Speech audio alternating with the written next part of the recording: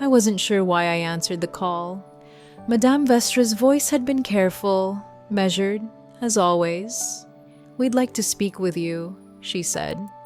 Not an apology, not even a reason, just that flat, professional tone that people use when they're kind of following someone else's orders. The kind of voice that sounds like it never had to bleed for anything. I told myself I wouldn't go. But curiosity is a slippery thing, pride even more so. And so, I found myself walking back through the glass doors I had exited with a cardboard box not so long ago. The gallery hadn't changed. The light still fell perfectly over the marble. The air still smelled of waxed floors and curated neutrality. And yet, I felt like an intruder. Or maybe something worse, someone who started to belong here but was now treated like a stain they were hoping wouldn't return. Then I saw her. She entered from the side just ahead of me, composed, measured, dressed in crisp, immaculate black, not for drama but for clarity. Her presence didn't announce itself. It simply arrived and expected the room to adapt. I had seen her once before. That night, the night everything cracked open. The Duval confrontation, the chaos, the cold eyes watching from the background. She hadn't spoken then. She hadn't needed to. Some people are louder in silence than others are in screams. Now, up close, she was sharper than memory. And when her eyes met mine, there was no flicker of surprise. Just recognition, not warm, not cold, just knowing. She walked past without breaking stride. Vestra's assistant half stood from her desk, already too late. "Madame," one gesture from the woman, barely a motion of her hand, and the assistant sat down again, saying nothing more. She didn't need an introduction. She didn't need permission. She knew exactly where she was going. I hesitated, then followed. I kept distance, but not much, enough to stay unseen. At least, I thought so. She turned down the hallway toward Vestra's office. The door didn't close all the way. Her voice carried like heat, quiet but searing. "You embarrassed yourself, Mireille." Vestra's tone was clipped. "This isn't the place for this. You made a decision based on fear. That's forgivable. What isn't is pretending it was about integrity." "I did what was necessary." "No," she replied. "You did what was easy. You did what a soft woman does when her spine starts to melt under pressure." Her voice was cool silk with a poisoned edge. Each word landed like a clean incision. "She humiliated a man who needed to be humiliated," she continued. "And you rewarded him by sacrificing her. You handed her to the fire so you wouldn't have to feel the heat. She was inappropriate. She was correct. And more than that, she was brave. Something you haven't been in years." There was a pause. "You like to call yourself neutral, but we both know that's a coward's word. You shift with power like a leaf on the wind, Mireille. You curate art the way a banker curates clients. Whatever sells, whatever survives. I won't be insulted in my own office. You're not in your office. You're in your mess, and I'm standing in it." Silence fell. "You will issue a statement," the woman said. "Public, clear, with your name on it. No vague regret, no gray phrasing. You will own what you did. You're not in a position..." The woman reached into her pocket and took out her phone. "Do you remember this number?" she asked casually, tapping the screen. Vestra frowned. "Number should I?" The woman hit dial. A moment later, Vestra's phone buzzed. She looked down, her face paled. "Maison Isola," the fiancé said softly. "The coast, the retreat, the masks, the name you used, the guests you entertained, the silence you were promised, that place you thought was separate from the world you built here." Vestra didn't speak. The woman stepped closer. It wasn't separate, Mireille. It wasn't a coincidence. It wasn't for you. It was part of the system. Our system, Vestra whispered, trying to reassemble her composure. You recorded it? We didn't need to, the woman replied. We remember. We were there. You were there. And you took the mask willingly. Vestra's lips parted, but no sound came. You thought it was freedom, but it was just a test, to see how far you'd go when you thought no one was watching. And you went far, Mireille, far enough that you stopped deserving the luxury of forgetting. Vestra swallowed hard. I didn't know. No, the woman said, but now you do, and now you know what you owe. Then, flat and final. You're not being threatened. You're being collected. Vestra sat down. The fight was gone from her eyes. There will be 2 statements, the woman said. One from you, one from Sophia. Hers will be honest. Yours will be obedient. And then she raised her voice, smooth as ever. She's behind the Calder piece, Mireille. You may as well come in. My breath stopped. I stepped out slowly. She glanced at me, then back to Vestra, as if she were finishing something that had nothing to do with me. I'll walk with her now. We left the office without another word. She moved through the gallery like she belonged more than the paintings, as if the marble had been cut to echo the sound of her heels, as if the walls bowed slightly to make room for her passing. I followed a step behind, still unsure if I was being summoned or sentenced. Her pace wasn't rushed, but it was purposeful. She never needed to look back to know I was there.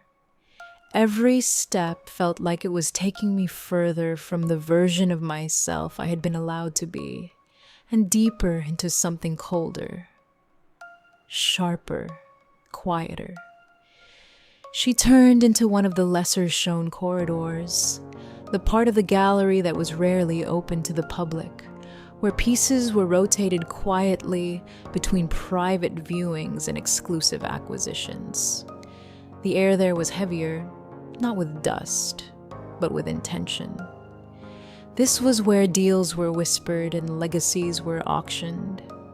She stopped in front of a single painting, large, dominant, a fractured red and black canvas that looked like it had once been on fire and was still remembering the heat. I didn't recognize it. She didn't speak at first. She didn't sit. Neither did I.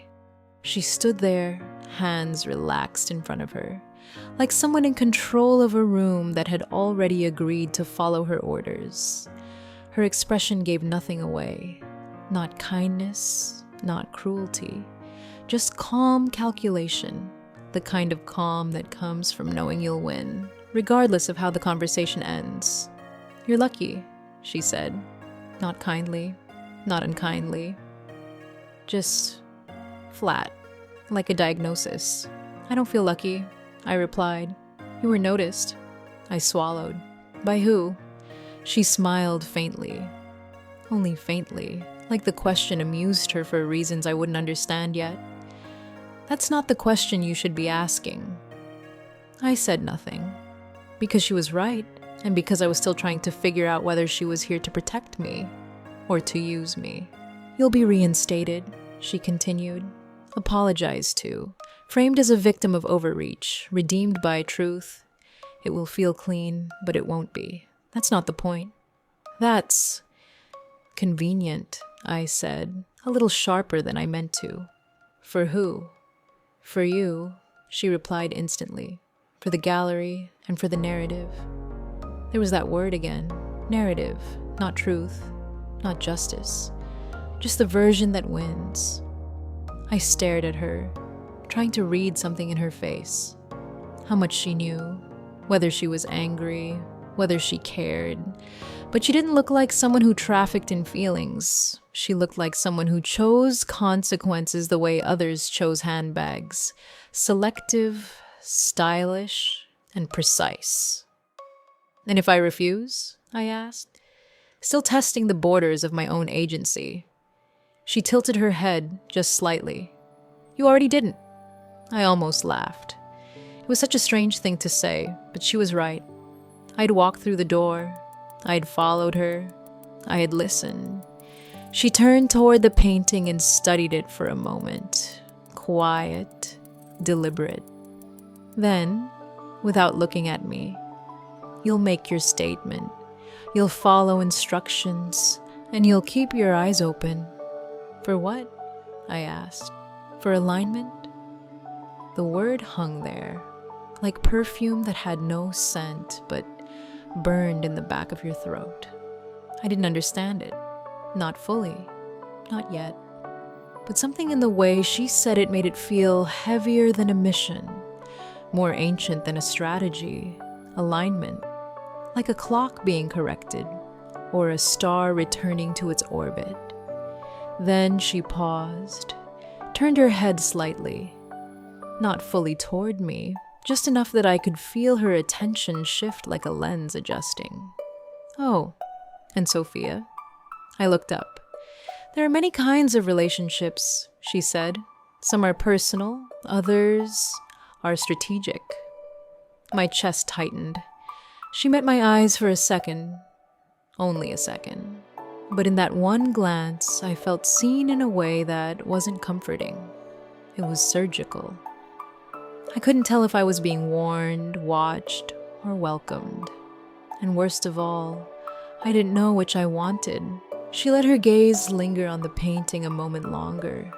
Then she spoke, her voice low and precise. This one's rarely shown. Most people don't like how it makes them feel. I followed her eyes to the layered reds and blacks, the jagged fracture down the center like something split under pressure. It wasn't just a line, it was a wound, alive, still bleeding in its own way. What's it called? I asked. She gave a soft smile, small and private. No one agrees. It doesn't want to be named.